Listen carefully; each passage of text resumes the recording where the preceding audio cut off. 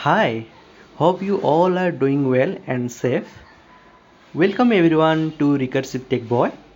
ये मेरा पहला YouTube चैनल है एंड इस वीडियो में हम एक रियल वर्ल्ड प्रोजेक्ट बनाएंगे जिसका नाम होगा इंडिया नोट राइट। सो इसको हम जावा के थ्रू बनाएंगे, जावा प्रोग्रामिंग लैंग्वेज यूज़ करेंगे। तो ये प्रोग्राम स्टार्ट करने से पहले let's roll out my intro first.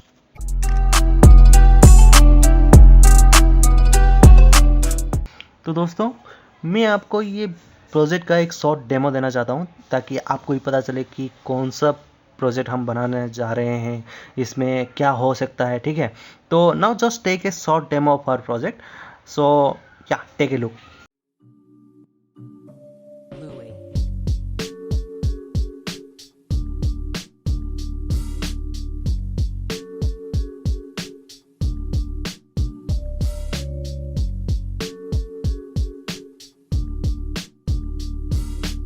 अगर आपको इस प्रोजेक्ट को अच्छी तरह से एक्सप्लोर करना है then I already provided the link of this project in the video description, please check it out.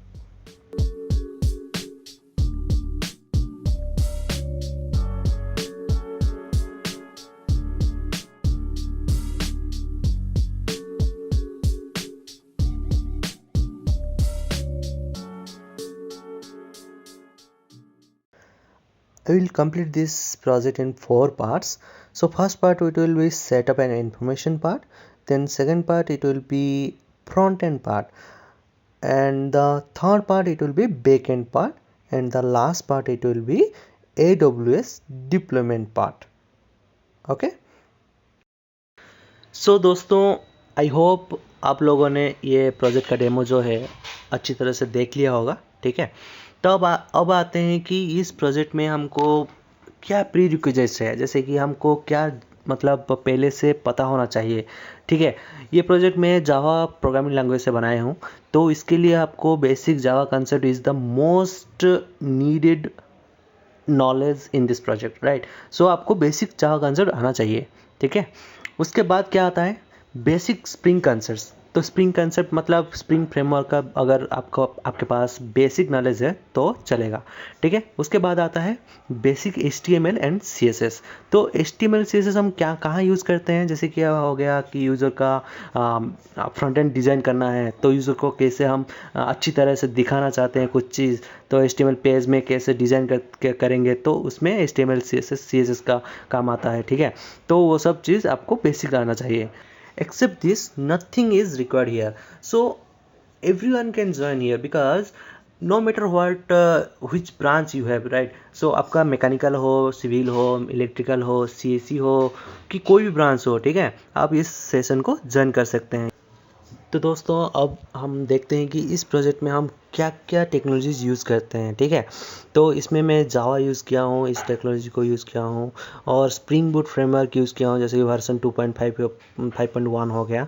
उसके बाद हाइबरनेट फ्रेमवर्क यूज़ किया हूँ, उसके बारे में मैं आपको सब डिटेल में बताऊँगा जब हम प्रोजेक्ट के अंदर जाएंगे। ठीक है, don't worry about that. And मैं आपको मावेन टूल के बारे में बताऊंगा। ये बिल्डअप टूल है, जैसे कि हम एक वार फाइल बिल्ड कैसे करते हैं, मावेन टूल को यूज़ कैसे करते हैं। ठीक है, पॉम फाइल क्या होता है, ये सब मैं आपको प्रोजेक्ट के अंदर ही बताऊंगा जब हम प्रोजेक्ट स्टार्ट करेंगे। ठीक है, उसके बाद हम क्या करेंगे कि और एक चीज़ मतलब यूज़ करते हैं, जैसे कि थाइमलिप टेम्पलेट हो गया, इसके बारे में भी मैं आपको बताऊंगा ये कैसे यूज़ करते हैं, कैसे काम करता है। ये एक सर्वर साइड इंजन है। ठीक है, सर्वर साइड में कैसे काम करता है। ठीक है, उसके बाद हो गया HTML CSS एंड जावास्क्रिप्ट। ये तो हम आपको बता ही चुका हूँ कि HTML CSS जावास्क्रिप्ट क्या है। ठीक है, उसको हम कैसे यूज़ करते हैं वो भी मैं आपको सब कुछ बताऊंगा डिटेल से। ठीक है, उसके बाद बूटस्ट्रैप CSS फ्रेमवर्क हो गया, जैसे कि एक बूटस्ट्रैप क्या होता है, एक CSS फ्रेमवर्क होता है। तो पेज को अच्छी तरह से डिज़ाइन करने के लिए ये एक फ्रेमवर्क है, जैसे कि ये इस फ्रेमवर्क को यूज़ करके हम अच्छे से पेज डिज़ाइन कर सकते हैं। ठीक है, उसके बाद आ गया अमेजोन क्लाउड सर्विसेज। ठीक है, इसको मैं क्या करता हूँ, अमेजोन AWS क्यों यूज़ किया हूँ, या इधर मैं क्यों मतलब AWS S3 बकेट क्या है, RDS क्या है, इलास्टिक बीनस्टैक क्या है, ये सब मैं आपको डिटेल्स में बताऊँगा। ठीक है, अब हम देखेंगे कि इस प्रोजेक्ट को बनाने के लिए कौन सा सॉफ्टवेयर हमें चाहिए, कौन सा रिक्वायरमेंट्स है, क्या इंस्टॉलेशन करना चाहिए। ठीक है, तो हम ये प्रोजेक्ट बनाने से पहले अगर किसी ने अगर जावा इंस्टॉलेशन हो गया होगा तो वो सही है, ठीक है, आईडी यूज़ कर रहा होगा तो सही है। तो मैं बताना चाहता हूँ कि इस प्रोजेक्ट को बनाने के लिए हमको फर्स्टली जावा इंस्टॉलेशन करना पड़ेगा, ठीक है। तो मैं बेसिकली वर्जन 13 यूज़ कर रहा हूँ, तो आप चाहें तो कोई भी वर्जन यूज़ कर सकते हैं, ठीक है। मैं लास्ट में बताऊँगा कि कैसे जावा इंस्टॉल करते हैं, ठीक है, उसका एनवायरनमेंट पाथ कैसे हम सेट कर सकते हैं, ठीक है। उसके बाद आता है आईडी इंस्टॉलेशन। तो मैं IntelliJ IDE 2021.1.1 वर्जन यूज़ कर रहा हूँ। तो आप अगर चाहें तो आप ये इंस्टॉल कर सकते हैं, और अगर आपके पास Eclipse IDE है तो इसका कोई ज़रूरत नहीं है, Eclipse IDE में भी आप कर सकते हैं, ठीक है। तो अगर नेक्स्ट आते था हूँ VS कोड। VS कोड क्या होता है? VS कोड भी एक आईडी जैसा होता है, बट क्या होता है ना, मैं एक्चुअली इसको फ्रंट एंड डिज़ाइन के लिए भी यूज़ करता हूँ। जैसे कि ये हो गया HTML हो गया, आपका CSS हो गया, जावास्क्रिप्ट हो गया, उसको डिज़ाइन करने के लिए मैं VS कोड यूज़ करता हूँ। तो आप चाहे तो VS कोड यूज़ कर सकते हैं, और नहीं तो आईडी में भी आप डायरेक्टली कर सकते हैं, ठीक है। ये आपका मर्जी है, ये ऑप्शनल थिंग है। तो आप चाहे तो VS कोड इंस्टॉल कर सकते हैं, नहीं तो नहीं, छोड़ दीजिए। तो उसके बाद आता है बूटस्ट्रैप। तो बूटस्ट्रैप स्टूडियो क्या होता है? बूटस्ट्रैप स्टूडियो ये होता है कि आपका जो फ्रंट एंड डिज़ाइन है ना, उसको आप डायरेक्टली यूआई में भी कर सकते हैं। जैसे कि आपका पूरा फ्रंट एंड डिज़ाइन, ठीक है, वो सब कर सकते हैं। बट ये ओपन सोर्स नहीं है, ये आपको फ्री में नहीं मिलेगा, ठीक है। इसके लिए आपका अगर गिटहब स्टूडेंट डेवलपमेंट पैक होगा तो ये आपको फ्री में लाइसेंस मिल सकता है। तो मैं आपको बताऊंगा जो कैसे आप गिटहब स्टूडेंट, अगर आप स्टूडेंट हैं तो आप कैसे GitHub student development pack acquire कर सकते हैं और बूटस्ट्रैप स्टूडियो यूज़ कर सकते हैं, ठीक है। मैं एक नेक्स्ट अलग सा वीडियो बनाऊंगा इसके बारे में, ठीक है। इसके बारे में अब चिंता करने का ज़रूरत नहीं है, ठीक है। तो गाइज़ अब मैं बताऊंगा कि आप कैसे जावा डाउनलोड कर सकते हैं, ठीक है। मैं आपको ये डाउनलोड का लिंक डिस्क्रिप्शन में दे दूंगा।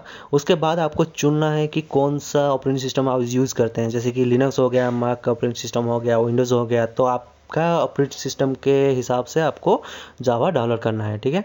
उसके बाद क्या होगा कि ये एक्चुअली क्या होता है, ओरेकल ने एक अकाउंट खोलने के लिए बोलेगा। जैसे कि आपका अगर ओरेकल का अकाउंट है तो सही है, तो अगर नहीं है तो बहुत सिंपल है, एक फॉर्म आएगा उससे भर दीजिए और उसके बाद आपका अकाउंट ओपन हो जाएगा।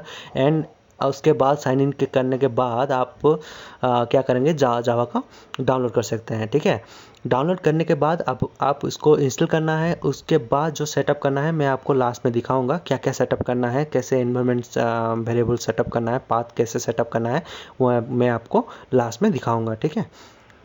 तो अब क्या करेंगे, हमको डाउनलोड करना है IntelliJ IDE। तो इसका जो लिंक है मैं वीडियो डिस्क्रिप्शन में दे दूंगा, ठीक है। आपको क्या करना है, इस लिंक में जाना है और आपका ऑपरेटिंग सिस्टम के हिसाब से, जैसे कि आपका कोई भी ऑपरेटिंग सिस्टम हो, जैसे कि विंडोज़ हो गया, मैक OS हो गया, लिनक्स हो गया, ठीक है, उसी के हिसाब से आपको अल्टीमेट वर्जन ही डाउनलोड करना है। क्योंकि हम अल्टीमेट वर्जन यूज़ करते हैं web and enterprises application development करने के लिए। तो अगर आप कम्युनिटी वर्जन डाउनलोड कर ली तो उसमें JVM एंड एंड्रॉयड डेवलपमेंट के लिए ही यूज़ होता है।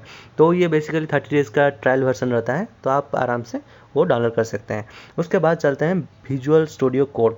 तो VS कोड कैसे डाउनलोड करते हैं उसका लिंक भी मैं आपको वीडियो डिस्क्रिप्शन में दे दूंगा। उसी लिंक में जाने का, और उसको क्या करेंगे, उसके बाद उसको भी आपको ऑपरेटिंग सिस्टम के हिसाब से ही डाउनलोड करना है। अगर आपको मैक OS यूज़ कर रहे हैं, अगर आप विंडोज़ यूज़ कर रहे हैं और आप लिनक्स यूज़ कर रहे हैं तो उसी के हिसाब से ही डाउनलोड कर लेना।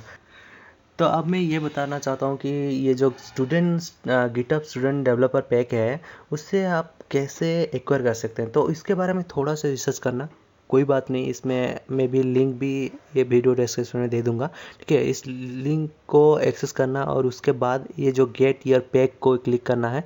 उसके बाद क्या करना है, उसको ये जो आप अगर स्टूडेंट हैं, अगर टीचर है तो भी सही है, अगर स्टूडेंट है तो आप इसको बहुत जल्दी पा सकते हैं। तो इसका प्रोसेसिंग शायद 15 डेज़ लगता है, 15 डेज़ से 1 मंथ तक लगता है। तो वो आप खुद से कर सकते हैं, ठीक है।